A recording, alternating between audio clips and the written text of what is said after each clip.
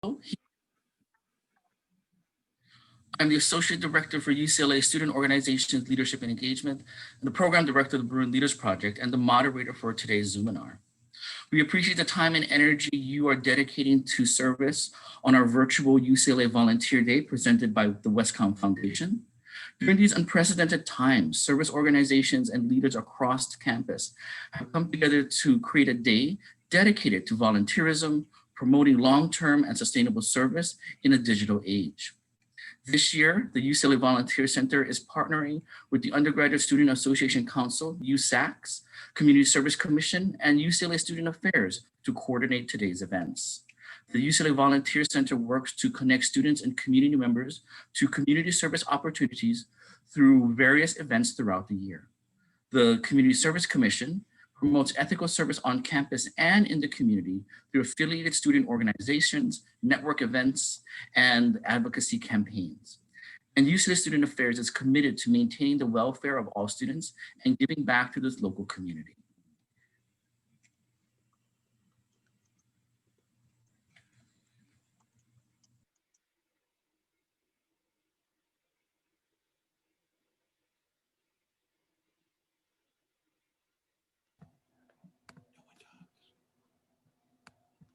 Hello, Bruins. I'm delighted to welcome you to our 12th annual UCLA Volunteer Day.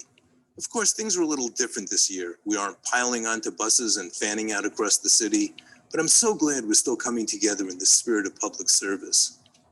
The UCLA Volunteer Center, Community Service Commission, Student Affairs, and many other campus partners spent months reimagining this cherished event for our current times. I'm grateful to them, to the Westcom Foundation, and to our community partners for making this virtual day of service and learning happen. And I thank each of you for spending your Saturday with your fellow Bruins. Service is one of our true Bruin values, and it's core to UCLA as a public institution dedicated to the common good. We aim to instill a commitment to service early on through this event, which is a cornerstone experience for our incoming students. Over the years, Volunteer Day has grown to include any and all Bruins from around the world who want to join us in giving back to their communities. This kind of commitment is needed now more than ever, as so many people are struggling with the effects of the pandemic and meeting basic needs. I hope the experiences you have today will be enjoyable and will inspire you to continue volunteering and making a difference into the future. Thank you again and enjoy your session. Thank you, Chancellor Block. That was a very inspiring message. I think before we start our panel, I think although we are in a virtual space, I still think it's important to acknowledge the land in which the campus is located. So at UCLA, we acknowledge our presence on the traditional, ancestral, and unceded territory of the Gabrielino and Tonga peoples.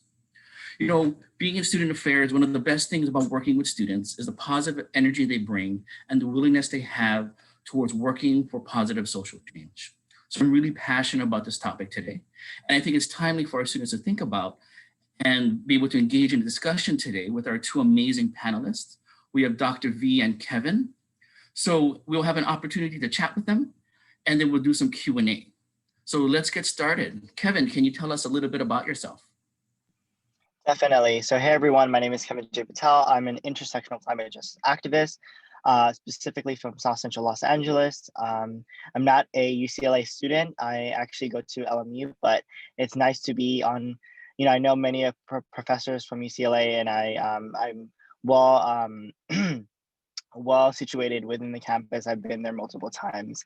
And so it's nice to be on this panel with Dr. V and just talking about many of the effective protesting, and we'll talk about intersectionality later, but my work really starts in environmentalism and talking about climate justice and talking about really working towards making sure that my community of South Central Los Angeles and all communities get true climate justice. And so I'm really familiar with protesting quite a lot and organizing protests. And yeah, that's a little bit about me. Thank you, Kevin. Dr. V, can you tell us a little bit about yourself? Okay, yes. Hi, everyone. I'm very honored to be here with all of you and also to serve on this panel along with Kevin and with our fantastic moderator, Kris. My students and my stage name is Dr. V, but my full name is Nooshin Valizadeh. I am a trauma-informed equity, diversity, and inclusion educator. I'm a mother and I'm a spoken word artivist. So I've been actually teaching race and gender education courses at UCLA and also at USC since 2015. And now I'm mainly training leaders of corporations, universities, and nonprofit organizations on different ways to create equitable and anti-racist environments while also being sure to use an intersectional approach. In addition, a lot of my activism or artivism has been based on survivor stories. So I serve on the board for Peace Over Violence, and I'm a violence prevention specialist through them. And I work with college campuses and communities to eliminate domestic, sexual, and institutional violence. Thank you very much, Dr. V. I know this will be an exciting panel, so we have a bunch of questions for y'all. So let's start off with one like for both of you. What does effective protesting look like in your work?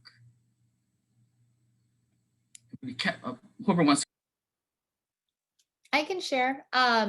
So as effective protesting, I believe it really looks like people coming together on a shared vision, not just shared goals, but a shared vision of what they want our society to look like. And that shared vision should ultimately be towards freedom and liberation of all people, with the intention being for social justice or for liberation of a specific issue or of a movement, and not about recognition, fame,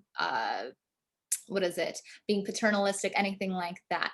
So often people just want to dismantle, and I understand that, especially when so many issues have become extremely frustrating and we've just seen them on video, on social media, in our own experiences over and over. And so, yeah, I always say rotten roots give you rotten fruits. So what we want to do is we want to dismantle, we want to break down those trees, we want to tear them down, but then what do we want? So we have to have some sort of a shared vision of what kind of fruits we want, what kind of trees do we want, so that we together are planting the right seeds. That's kind of where my component comes from in terms of protesting effectively, really also making sure that we understand that there's different ways of protesting. So just because someone's not out in the streets every day doesn't mean that they're not effectively protesting. So when you are actually or in the beginning stages, or you're in the organizing component, where is your part going to be? If it's not going to be out in the streets, maybe for you it's handling social media, maybe it's partnering with different organizations, perhaps it's writing petitions or sharing art. So really understanding that there shouldn't be judgment in these spaces, but rather having an empathetic approach and recognizing that different people have different gifts, and that's why we really need to be together and partner up and collaborate. I'd love to add on to that. I'm completely agreeing with what Dr. V just said. I also think it's all about solidarity, right? You know, you seeing these injustices happening in these communities and you're wanting to do something about it. That's the reason why you're protesting, especially if you're wanting to organize around an issue that is, affecting you and your community. I think I think we all come to a realization that many of our communities and many of the places that we live in go through some type of injustice, and we want to try to fix it. And I think that's the reason why we have protests happening, because we see these injustices. We see how the systems play it. I know Dr. V had said something about systems, and we have to do, dismantle these systems, and usually that is what protests are about, but it's also about solidarity, right? The ability to bring so many people from so many backgrounds from all over the place, from all over Los Angeles, whether that be right, from whether that be from LA specific, South Central, to Inglewood area, right? You're bringing all these different people in, and you're wanting to show solidarity for what is happening to fellow Angelenos and in the injustices that they're facing, right? So solidarity comes to mind in that sense. It's like, effective protesting to me looks like that we're not only coming in for a purpose of fighting and dismantling these injustices and these systems that are perpetrating these injustices. But also we're coming as human beings. We see that someone is being infected by a certain issue, and we're wanting to do something about it, and we care about each other. Yeah. Nice. Thank you. We're starting off this panel strong. I like this. You touched about this a little bit, Dr. V, social media, right? Something that we love or something that we cannot love. I think for both of you, in your works, like, how has social media changed the game for activism? And how can folks use social media as an advocate for change? I've been using social media for my classrooms. I actually wasn't a big social media person. So, I noticed that my students really use it anyways. So I thought, why not use this in a way that's going to actually be beneficial and not just about, different filters and just about, the our aesthetic components of it. So I've actually been able to incorporate social media into my curriculum and asking my students to use a course Instagram, for example, that I create, that they don't have to put their personal information on, but that they can just utilize the course Instagram and post different messages that are critical to what's going on into our environment and that relate to our readings for the class or what we're learning or what we're discussing during those during specific weeks. And so I've had some incredible advantages. I've been able to see some incredible advantages from especially my students with large platforms. I've had a lot of student athletes who've been drafted into the NFL or who are former even Olympians who have 600,000-700,000 plus followers who now have been able to use their social media based on our class and share things. So that everyone who doesn't necessarily have access to go to a school like UCLA or USC is able to have some sort of an inside knowledge or understanding of what's going on without social justice movements being kind of an elitist space. So I definitely believe in the power of social media to create change, and I've actually been a big supporter of that. I definitely see how it can also be ineffective and create more problems, spread a lot of inaccurate information. So something I always try and share is making sure you're checking your facts well before you just retweet and share, that kind of thing. But again, also back to the last question, making sure that we're not just only dismantling, only focusing on the negatives, but actually creating that vision of what we want it to transform into. And just like how Kevin beautifully said, having that solidarity. So if you're wanting to push a cause, make sure you're also showing up for all the other causes, because what you'll see is that if you only care about your cause and you want everyone to show up about this one cause, then you're going to actually see that it's going to be the same people you're preaching to the choir, because perhaps you haven't built those partnerships and you haven't actually reached out into the other spaces that you should have also reached out to.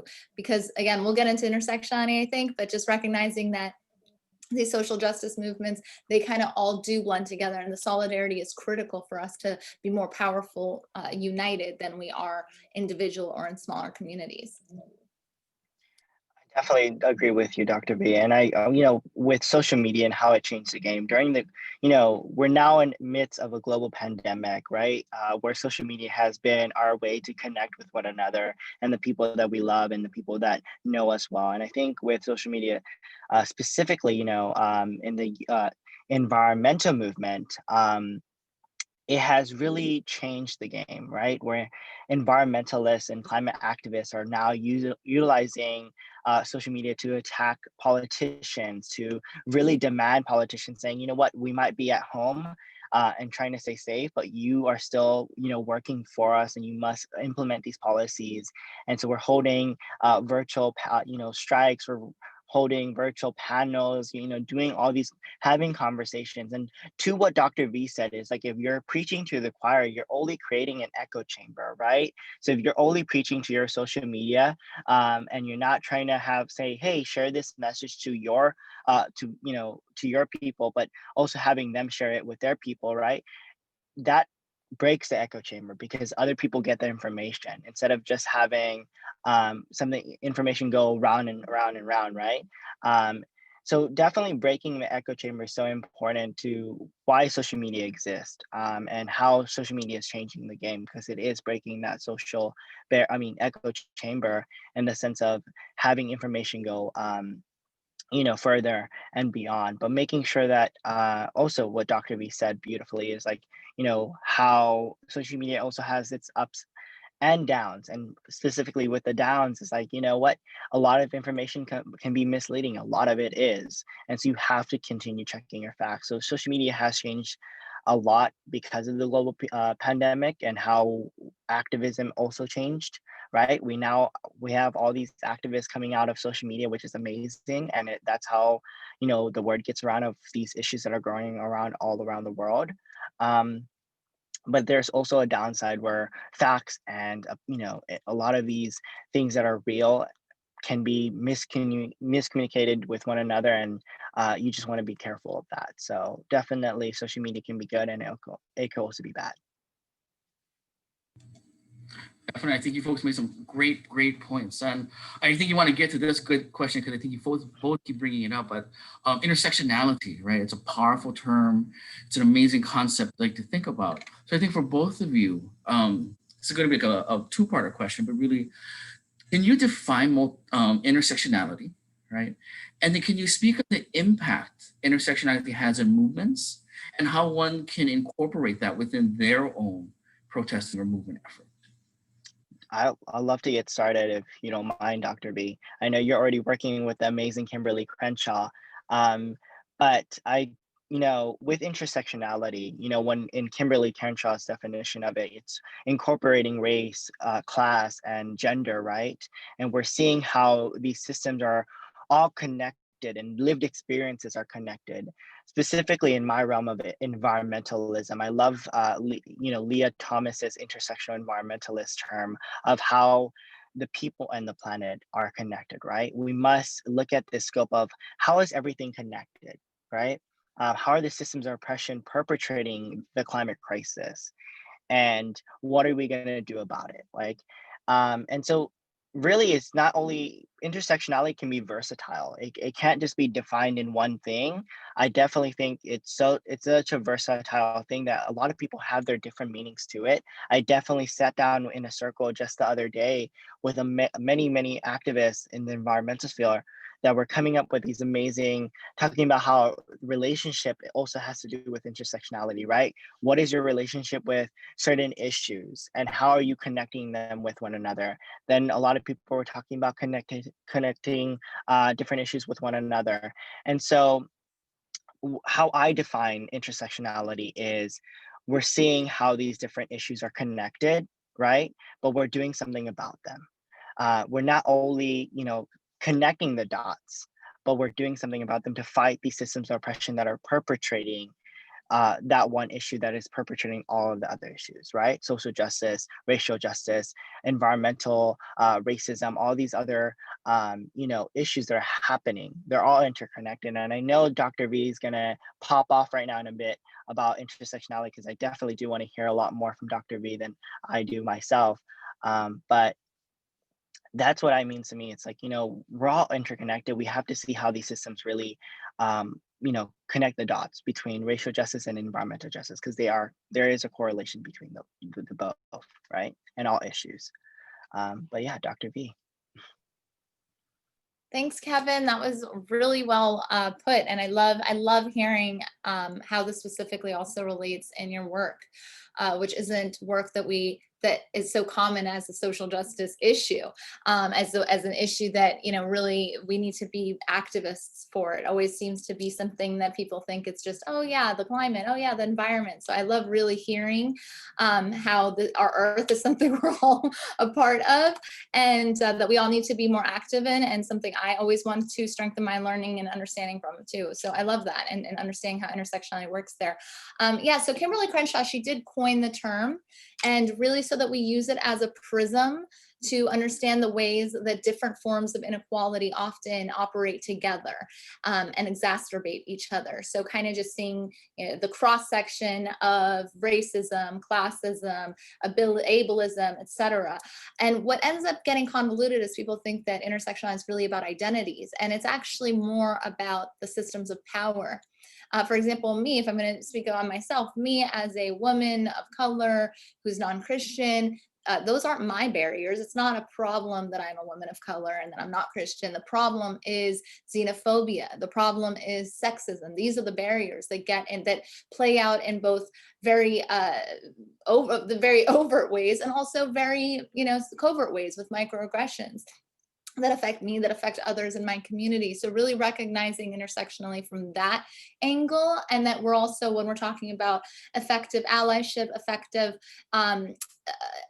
protesting, recognizing that you cannot be a feminist without including Black people, and without including Black women, without including trans women into your community. You can't, and that goes to every single area. You can't fight for, against excessive force of police when, for example, sexual assault has been the second highest complaint against police after excessive force.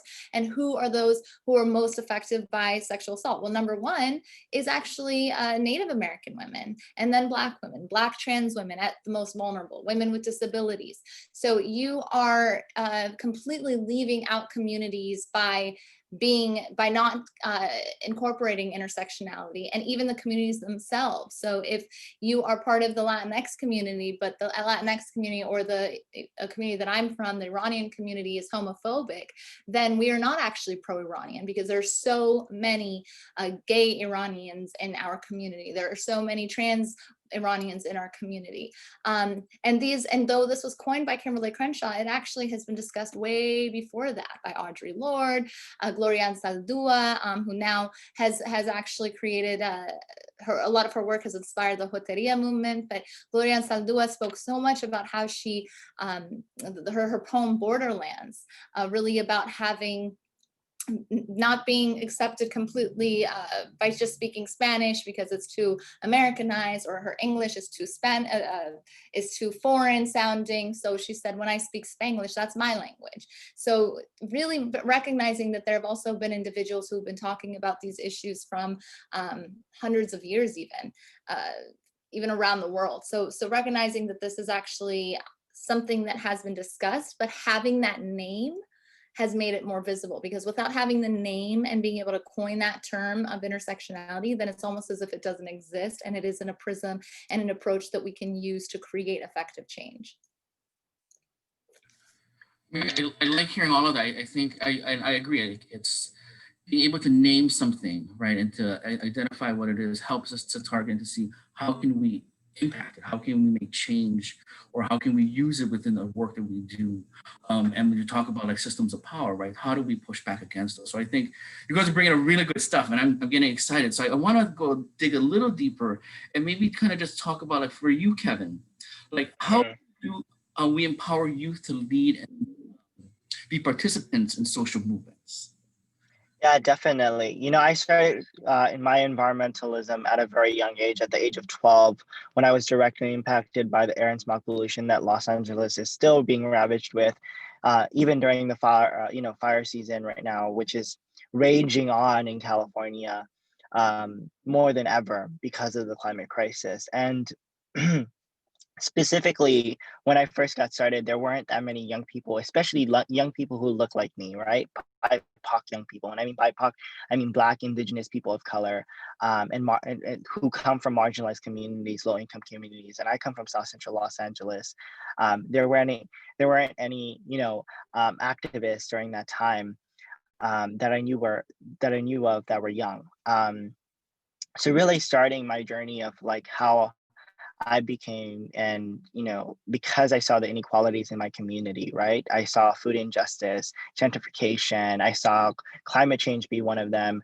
All these other environmental racism, how the fossil fuel industry is right in our backyards, right? And going to school and asking my fellow peers, and that, keep in mind, I was 12 years old, so I was in middle school, asked my fellow peers if they knew about the issues that were going around in our community. A lot of them, to my surprise, when asking them about food inequalities and where food grows, a lot of them said that, they didn't know, and that food comes from fast foods or the grocery store. And so they didn't know those issues. And that's definitely something where I kind of was like, you know what, we need education, education at the forefront. If a 12-year-old can look at this in the scope, but other, kids are going blind in the sense of like no one's learning about this issues. Someone needs to step up and advocate on behalf of the community. And I took up that mantle, and I really wanted to make sure that I'm not only educating my community on these issues, but I was doing something about them. But to your question, Kris, on how to get young people involved, that's a pretty hard one. Young people, they come in all facets. We're all varieties. We might not like this work, but in some shape or form, we're actually doing this work, right? And so what I would say to the question of getting young people involved and how to get them involved is the young people have to be willing to do it, right? If you're willing to do it, then you're able to really accomplish something big. And how to do it is look at that one issue, right? And I'm going to go back into intersectionality. It's like making sure it's not your identity. You're not only bringing your identity to that issue, you're bringing multiple identities.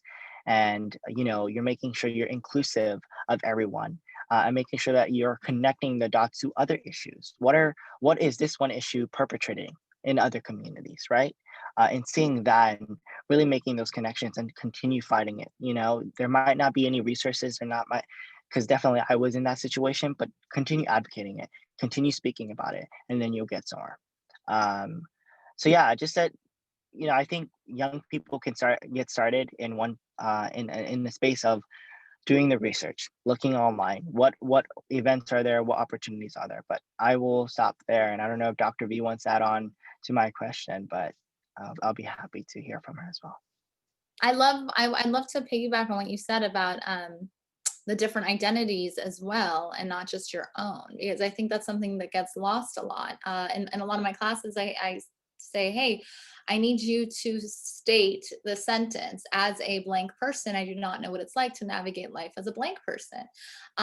So, put your dominant identity in the first, put your dominant identity in the first part of the sentence and the target identity in the second part, because many people think, oh, well, I'm a woman, or I am whatever it is, and they're not recognizing, okay, I should be showing up for people with disabilities. I don't know what that's like, or I'm not recognizing that I'm that I'm cis person that has a lot of benefits and a lot of advantages over someone who's trans. So, and in addition to that, those are the folks who we're typically leaving out of our conversations, and who also will have the burden of having to bring themselves into the conversation often. And we want to try and leave that out. We want men to talk about women's issues more. We want cis folks to talk about trans issues more. That time is up. Okay, so that's part of it. And in terms of the young, I would love to hear, there's Q&A going, and I know we'll get to that, but I would love to read what our young audience thinks of ways to get involved, since I'm not that young. I use my platforms as a way to inspire, and by platform, I mean if I'm teaching, my classrooms, their social media, and then also parenting. I do a lot of parenting conversations, parenting education. So I'm the founder of the Equity and Inclusion Committee, one of the founders of the Equity and Inclusion Committee of Long Beach, all of Long Beach's PTA on council. So just really encouraging other parents to begin these conversations very early, because our children, there's two things that are advantageous of our children. And that's one, they actually aren't born with judgment. They don't really develop that till later. And two, they actually believe you. So when you explain something to a child, they don't do those questions. When you tell a child that racism exists, or that, that police treat them and their friends with stickers, and that maybe treats other friends they have who live in different communities differently, that child will believe you. They're not going to say, oh, maybe it's because of this. Well, maybe those kids aren't acting right. They're like, oh, wow, they do? Okay, so then maybe there's some racism amongst police, for example. So I definitely think that passing that information on to other parents and to our siblings who have children, our nieces, our nephews, things like that, really creates that new generation. I think it begins from a very, very young age that this activism can happen, where it doesn't even, if you give that kind of counter programming from a young age, the child will actually recognize injustice without having to even be taught it anymore. But I'd love to hear from our audience too, how we can. I think for the audience, if there's questions, I see some questions kind of coming in, but if there's more questions or there even something you want to say, please send it in the chat and then we'll be able to get to it. I like what I'm hearing. I think I'm just trying to repeat what you folks are kind of saying about, I think, allyship, right? It's kind of come up as being a big thing in being inclusive of all folks, right? And then that I think that there's strength in diversity, right? In this type of work on bringing folks together in a coalition. And Dr. V, you touched on this a little bit when you first started us off with this idea of different people and different gifts. So can you speak a little bit about art activism and its benefit towards advocating for social justice? Absolutely. So it's not a super popular term, but it's getting there. It's artivism. It's a very powerful use of a creative outlet as a form of healing that others can either relate to and or to promote some sort of social change. So for me, my form of artivism is actually spoken word poetry, but I have been able to partner with other creative artists, painters. I have a book that's coming out this spring who I met a woman through my survivor-led work that who is a survivor of domestic violence. And she's done all the paintings that are going to go in my book, including my cover. And I did pay her for them because we do need to be paying our artists. That seems to be something that we forget is of critical importance. So yes.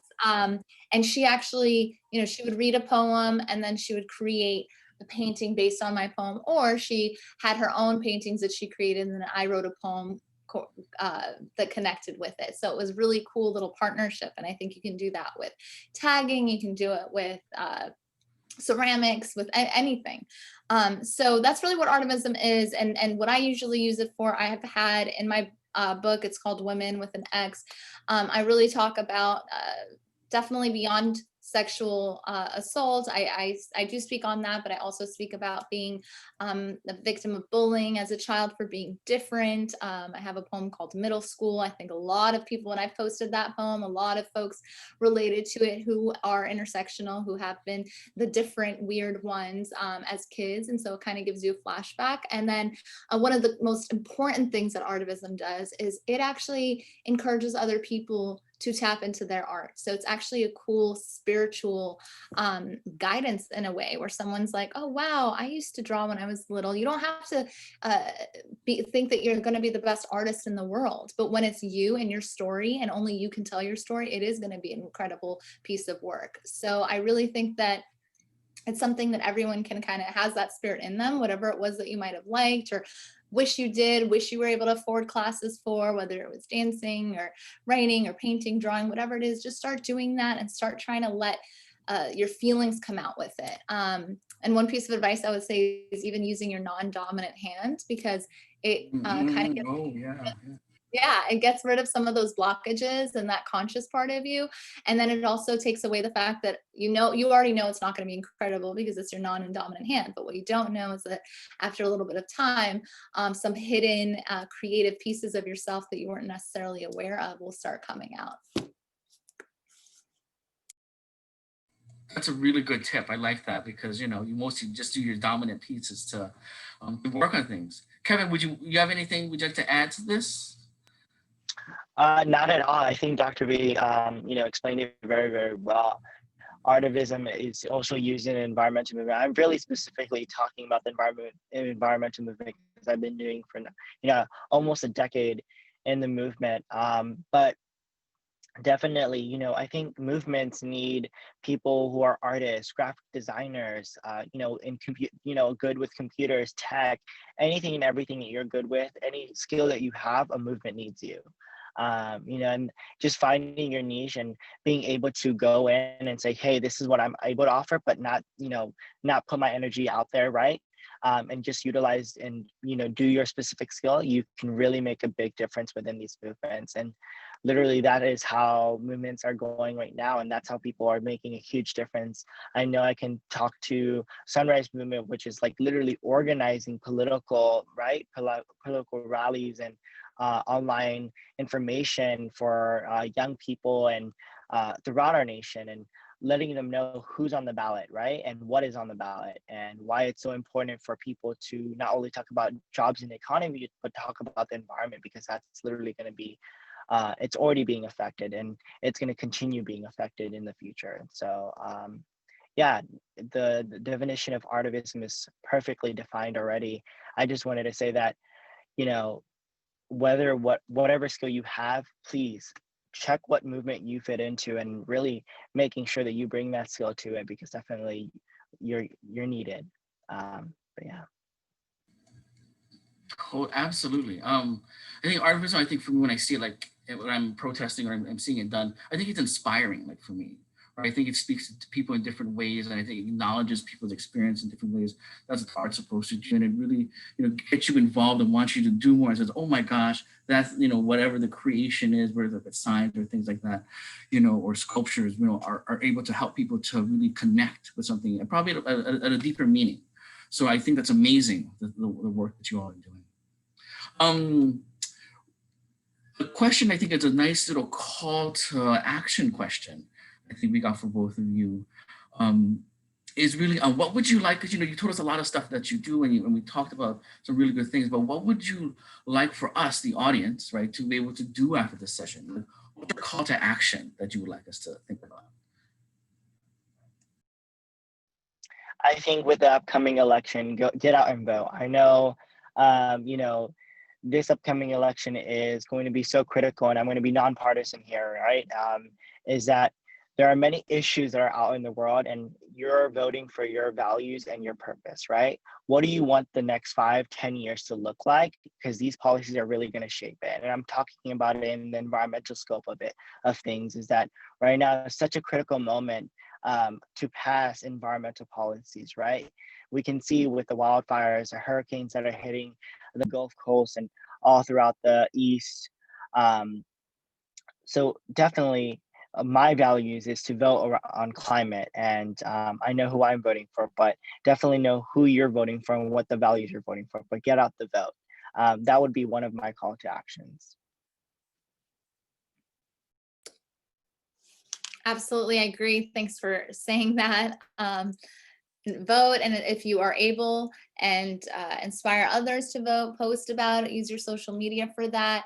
And I also want to tell you that you don't have to be amazing at something to do it. So we're talking a lot about, like, look at what you're good at and things like that. And I know Kevin means the same thing as I do about this. When we say, look at what you're good at, meaning, what are you willing to do? So we have this kind of perfectionism culture where it's like, oh, if I'm not, if I don't have 1 million followers, then I'm not good at social media. Like, no, you can use your social media. You can actually use your writing skills. You don't have to have been published in a journal to write a little blurb on something that's going on, and share it with people who matter. Don't care so much about the followers and the likes as you do about sharing that message and getting your kind of group and the people you have access to and the people who others do not necessarily have access to involved. And then I also have to say, to really normalize mental health care. That's going to be something everyone really needs to do, especially right now, really supporting each other. This is a time where we are actually losing a lot of really important people, a lot of important artists due to, of course, due to COVID, but also due to a lot of mental health that has gone too long without being treated. And I know that treatment is unfortunately another social justice issue. It's expensive, it's not accessible to anyone, but at least having some sort of, if you belong to a school, if you're at UCLA, really putting pressure to make sure that they are giving you the right amount of counseling that's needed, and kind of maybe getting a few of your friends to advocate for that, for better services that you are absolutely supposed to have access to. Normalizing those conversations, looking into holistic ways, maybe following some people who have holistic methods that sometimes they do free events. Even I live in Long Beach and there's yoga on the bluff. Everyone's masked and spread apart. It's on the beach and people are able to kind of do that for free. And so really that's one thing I would say, self-care during this time. I want to push for everyone to encourage it and check in on one another and make sure that that's happening to a certain extent. I also just want to add on to what Dr. V said. Yes, I forgot to, the most important one is never try to strive to be perfect, right? Bring your imperfect self, because that's definitely what the movement needs. And to what Dr. V says, like, if you don't know a skill, you can definitely learn it within the movement, right? You don't need 1,000 followers to be, successful in getting out the word. If you have 23 followers, you have 100 followers, whatever follower count you have, you can definitely spread the message of what you're trying to get out, the important issues that you're trying to get out, right? But it's also about learning these different skills and seeing how you can implement them within your daily lives.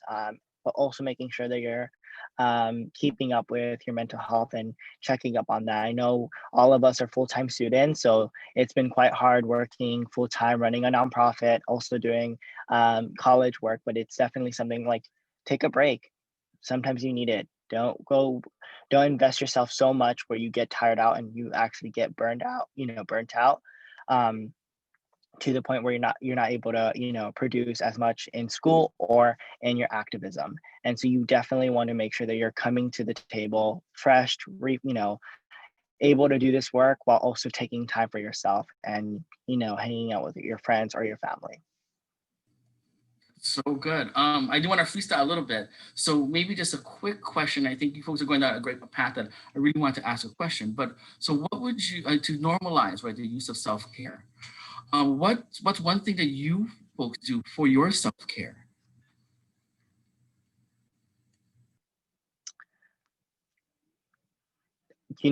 For me specifically, my self-care looks like hanging out with friends, and just being able to during COVID-19, you're not able to do that effectively, and some people are immunocompromised, right? So just safe distance, socially distance, hanging out with your friends, wearing a mask. I definitely have mine right here, but I'm in the car. But yeah, just making sure that you're able to take that time, go out into nature if you're able to, watch some TV, right? Take a bath, do something that's just going to make you relax. I know people have different facets of getting relaxed and just being in their zone, and right, listen to what that looks like. Just do something that you love, right? And that makes you happy, because that really refreshes your mind and gets your energy back. Sleep for all, I think that's one of the most important things, is making sure that you're sleeping, because definitely that is where you can also lead into burnout. But I love to hear what Dr. V says.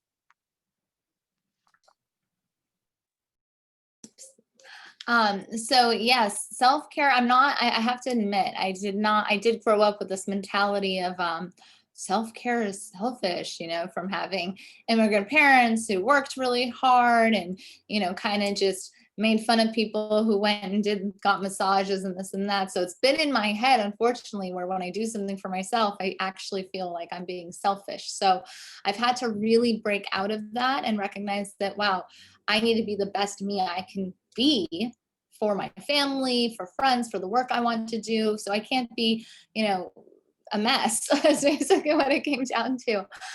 So one thing that I did is I read a lot, especially during COVID. And something I learned is that you can create just one new habit at a time. So just do one new habit for 66 days, just one thing that you're going to incorporate every day, instead of being like, I'm going to do all these things different, and then you never do. So the one thing I tried to incorporate was just figuring out how to meditate. And I've always been like, I'm too stressed to meditate, or I'm too like hyper to meditate, which is like saying I'm too hungry to eat. So I downloaded Headspace, and there's a lot. There's Headspace, there's Insight Timer. There are a lot of different applications out there. It's not about the application. It's just that I needed someone to guide me. And I only started doing 1 minute a day. And I did 1 minute a day, went up to 3 minutes a day. Sometimes I would miss a few days and I wouldn't get hard on myself. I would just be like, okay, today I'm going to go, and maybe I'll have to go back to the 1 minute day. It's not a big deal. And so now I can do 10 minutes a day. If I'm doing it consistently without missing a day, I can do 10 minutes a day. And I try and do it around the same time every day. I try and do it right after I've gotten, food in me, my daughter's fed, all of that. I'm just like, I'm going to go, I'll be back in like 15 minutes, and I'll just take my 10 minutes. And it gives me a sense of clarity. and then right before I have an event or I have something to do or I'm starting to feel anxious, I'm a little more tapped into my body, where I don't wait till it gets to that point of no return where I'm like, I'm feeling a little anxious. Maybe I'll do my 3-minute meditation app real quick. So that's one thing I think has been great. I also definitely think, expanding on that love energy, if you're able to have some time with family and friends and getting that, soaking that up, I definitely recommend that too. And doing some free writing. But just one new habit. Don't stress yourself out with trying to be a different person. Right, don't add extra stress to yourself. Right? But thank you for sharing that. I think, Dr. V, I think it's important to normalize the behavior and making sure that yes, self-care is okay, and we should all be thinking about it to be our best selves. So thanks so much for indulging me with that question. We do have some questions from our panelists, from our audience, as well as some requests. So I'm looking at one of the questions. I think you folks both kind of touched upon this. But so this question is asked for a person with a disability, or if you cannot protest in person right now, what are some other ways that you can protest? I'd love to speak on this. I think with disabilities, sometimes protests are very inaccessible for people with disabilities, which is so wrong. Because I think, this is a way to express ourselves, right? And I think I know for my friend, Z, who is, someone is an environmentalist, but she's also disabled. We often get in these talks of how can we really make protests really accessible, right? These strikes that we're having, these protests that we're having, the rallies that we're having, because we definitely want to make sure that all communities everywhere, right? You're not intersectional, we're not including every single one, right? From all backgrounds, all communities, whether they're be physically abled or not.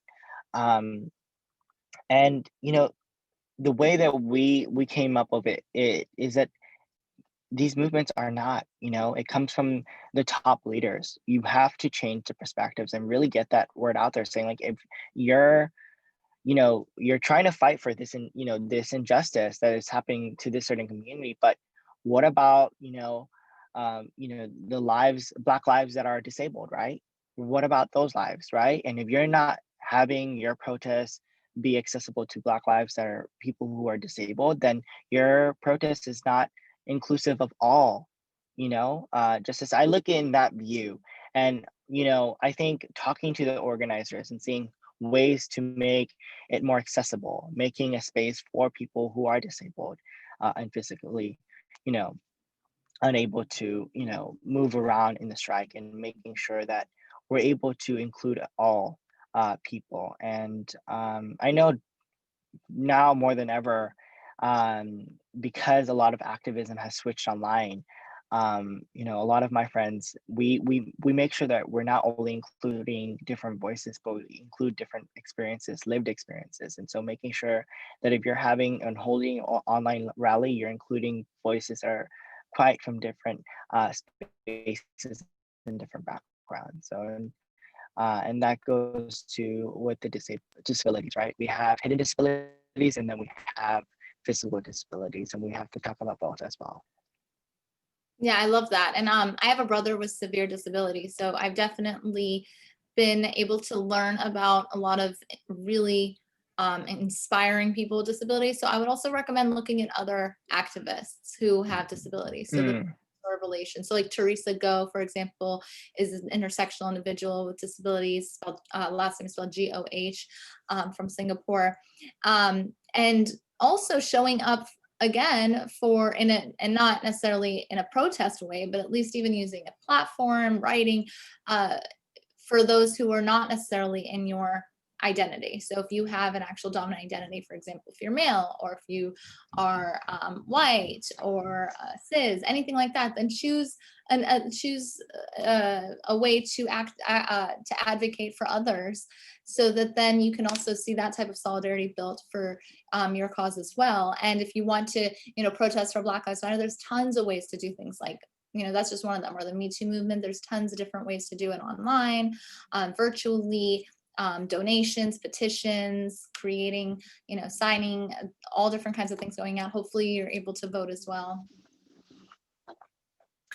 I would also, sorry, I kind of forgot to add this, is like, there are many ways to get involved, but I definitely think that, being inclusive, I think movements, again, this is going back to being not perfect, right? Not everything is perfect. And we need to approach this lens of like, how can we make things perfect for ourselves and people who have disabilities, right?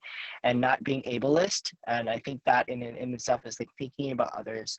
You know, you're physically able to go to a protest. What about people who are not disabled? So if you're an organizer, think about that and making sure that you're making space for disabled people. And I know disabilities come in many ranges. I know because I too have family members who are disabled, and I too also have friends that are disabled in the environmental sphere.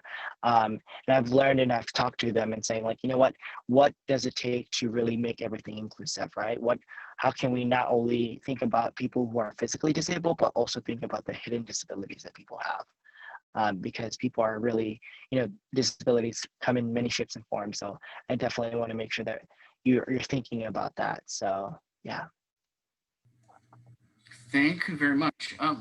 Yeah, I think you folks are right on it and really kind of getting to the core of it. And sometimes it's just a passion, right? The person has, and it doesn't require, it isn't always about the protests in the streets. There's so many different ways to engage in the community to make change. And I think, your own activism displays that. So I think that's an inspiring piece. And I also know we have some resources for students on campus, and they also may want to check out the USAC Facilities Commission. Like they work with students with disabilities in some of the programs that they do. So I would say that's a resource in case we have any students on here looking for something like that. One of the things that you also kind of touched upon that I think going back to social media, so one of our questions that we got is that we've heard this term nowadays, or that has been going on, called being performative recently, right? So people are just performative in the spaces. How do you feel like there's a limit to social media activism and effectiveness, or the impact, or at what point does it become just performative? I'd love to answer this one because I see it so much, especially doing different work for corporations and people wanting me to help them with their work. I always have to see, hey, is this really just to check something off and to look good, or is it real? James Baldwin, amazing quote. I can't believe what you say because I see what you do. So really seeing what the actions are. Is this just a state? Like what else is really happening? So you post a black square, you wrote hashtag Black Lives Matter. That's great. But what else is actually happening? How are you promoting the cause in other ways? What are you actively doing in your life? And a lot of it also starts at home. I'll also add on to that. I think, there's also this term, not only being performative, but also being a cloud activist, right? This is this term of like, a lot of people, these are injustices that are happening to our communities. We're not in this because it's a choice or a hobby or a passion of ours. We're literally in this movement because it's a survival tool. If we're not doing it, then we're going to continue getting these injustices happening to us and our communities. And so when we're going into performative, being performative and, having these cloud activists, who you are, and, try to not, try to see what else you're going to be doing, right? Don't be performative. Like, don't just do one or two things. What are you actively changing in your, like Dr. VC, what are you actually doing, right? You post a black square, you're saying Black Lives Matter. Yes, that's amazing. But what are you actively doing within your community? Are you calling a local politician to say, hey, we need to pass this bill so that we can get, policies passed that are going to benefit the Black lives in our community, right? What are you actively doing? Because it's about acting, right? Activism has the word act. And I am a firm believer that being performative is not just, posting a black square and that's it. That's my activism. No, it's actively changing your habits and your views on the world and seeing how are these injustices, even if they don't affect me, how are they affecting my community members, right? And what am I doing about it? That's what I view it. And making sure that we stop performatism. We have to get around this, like there's two things, right? There's one where we're just, we're doing something about it, but there's, these activists that are doing it for money and all this other stuff. And that goes into a whole nother bond. I definitely wouldn't want to take that much time on that.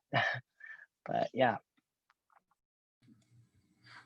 Even though I think that resonates, I think, with so many of us. And I'm thinking of like, how can people, like going back to the question before, is how can people protest in different ways? But sometimes it's also being critical of ourselves, right? And using that in order to grow and develop who we are. And that's one way that we can still protest and grow and develop, that may not have to take us to the streets to do, right? But we can ask that question, like, are we being true and being performative, or, are we really doing the work to making sure we're engaged wholly and trying to make some change? So I thank you. That's a really good answer, y'all. Y'all get me excited.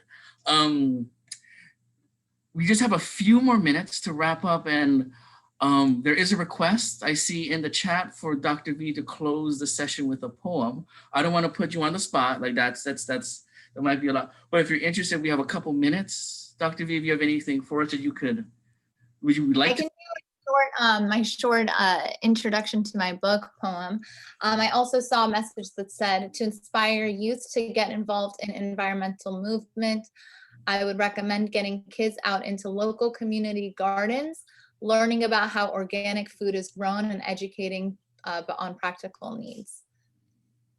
Absolutely. 100% to that. Definitely. We need to get more education through that. Honestly, like, we need to get community gardens up and running throughout the city of Los Angeles. So I know that there's many programs, but Dr. V, please share your intro to your book. Well, I'd love to hear it.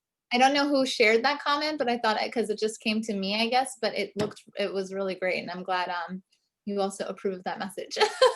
And also follow all of us. Maybe Kevin, you can put your social media on there. Please do follow me. I do follow back. If I don't, just send me a message, just so that we can kind of all be in touch and build our solidarity this way. So this is my book. It's just a draft of it. It's called Women with an X. The artwork is by Brandy Junius. So very telling of what's in the book. I will just share very briefly the opener to it. It's called Women with an X, for intersectionality and solidarity with the unknown and the forgotten, stripped of their humanity. Women, because we can be non-binary, varying in ethnicities, races, abilities, and sexualities. Women against the fuckery of a global society that portrays us as nothing when in fact we are everything. Women, because we are more than the wife of a man. That's that one. Wow, that was powerful. That was powerful. Thank you for sharing that, and for me to be able to put you on the spot. So we're about the 1 minute mark. So I think it's a great conversation talking to both of you, and I learned a lot, and I hope our audience did as well. I'd just like to thank you, Dr. V. Thank you, Kevin, and then thank you to our students who were able to participate this afternoon or this morning. Thank you for having me. And thank you, Dr. V, for that amazing poem. Honestly, destroy the patriarchy, right? But yeah, no, thank you for that. One day I'll have it memorized. Usually I do memorize poems, but I feel like COVID blocked my ability to do that. So thank you. Yeah, I'll be blasting when it actually comes out. I'll be doing some giveaways and things. So thank you for that. I was really honored to be here. Really loved hearing from you, Kevin, and really learning more about that. So please, he also put his account on there. So please, I'll be following that. Everyone else needs to as well. And definitely you did a great job, Kris. We could have kind of talked for hours. So, hey, bring us back on to another panel, to speak to your classes, to your events, tell your teachers about us all. We're just trying to do the work, and we want you to do it with us. Thank you very much, y'all.